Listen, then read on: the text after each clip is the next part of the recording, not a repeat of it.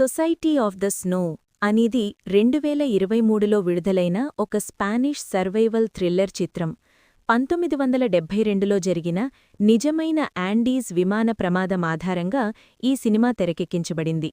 Uruguay rugby జట్టు సభ్యులు ప్రయాణిస్తున్న విమానం యాండీస్ పర్వతాల్లో కుప్పకూలినప్పుడు వారెదుర్కొన్న అత్యంత దారుణమైన పరిస్థితులు, మృత్యువుతో చేసిన పోరాటం మరియు వారి చెక్కుచెదరని మనోధైర్యానికి నిదర్శనమైన అద్భుతమైన గాథ ఇది.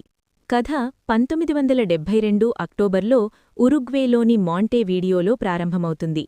ఓల్డ్ క్రిస్టియన్స్ క్లబ్ అనే రగ్బీ జట్టు చిలీలోని శాంటియాగోలో జరిగే ఒక మ్యాచ్లో పాల్గొనేందుకు సిద్ధమవుతుంది. ఉత్సాహవంతులైన యువకులు, ప్రాణస్నేహితులతో కూడిన ఈ బృందంలో నుమా టుర్కటీ అనే యువకుడు కూడా ఉంటాడు. నిజానికి నుమా రగ్బీ జట్టు సభ్యుడు కానప్పటికీ స్నేహితుల బలవంతం మీద ఈ ప్రయాణానికి అంగీకరిస్తాడు.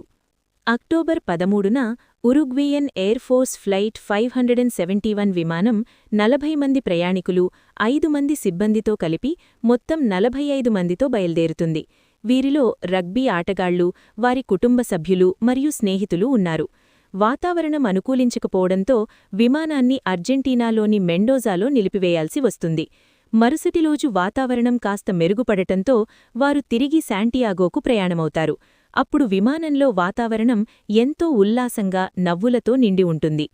విమానం యాండీస్ పర్వతాల మీదుగా ప్రయాణిస్తున్నప్పుడు ఒక్కసారిగా భారీ కుదుపులకు లోనవుతుంది. దట్టమైన మేఘాల కారణంగా పైలట్లకు దారి సరిగ్గా కనిపించదు.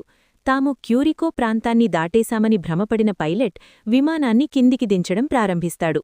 కాని దురదృష్టవశాత్తు వారింకా అత్యంత ఎత్తైన మంచు పర్వతాల మధ్యలోనే ఉంటారు. ఊహించని విధంగా విమానం ఒక పర్వత శిఖరాన్ని బలంగా ఢీకొంటుంది. ఆ తీవ్రమైన తాకిడికి విమానం రెక్కలు, తోకభాగం ముక్కలై విడిపోతాయి.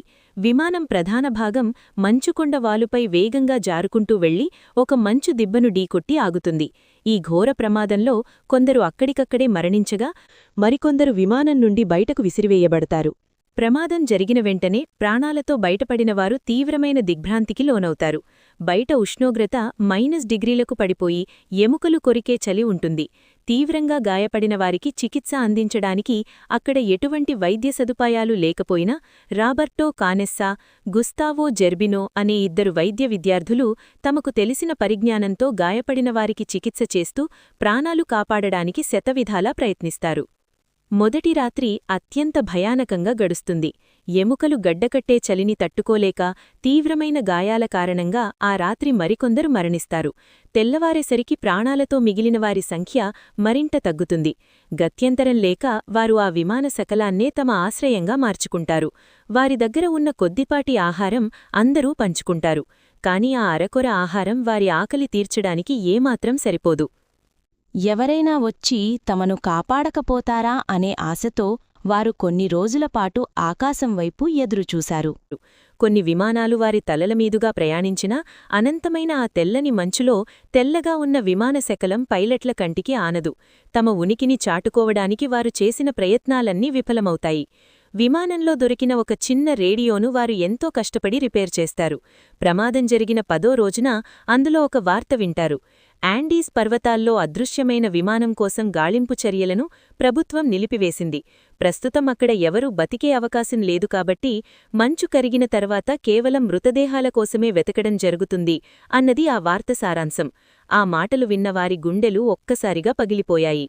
ఈ వార్త విన్న తర్వాత వారి ఆశలు పూర్తిగా అడుగంటాయి. ఇక తమను కాపాడటానికి ఎవరూ రారని, తమ ప్రాణాలను తమకు తామే కాపాడుకోవాలని వారికి అర్థమవుతుంది. రోజులు గడుస్తున్న కొద్దీ ఆకలి వారిని దహించివేస్తుంది. చుట్టూ కేవలం మంచు, రాళ్లు తప్ప అక్కడ తినడానికి గడ్డిపోసకూడా దొరకదు.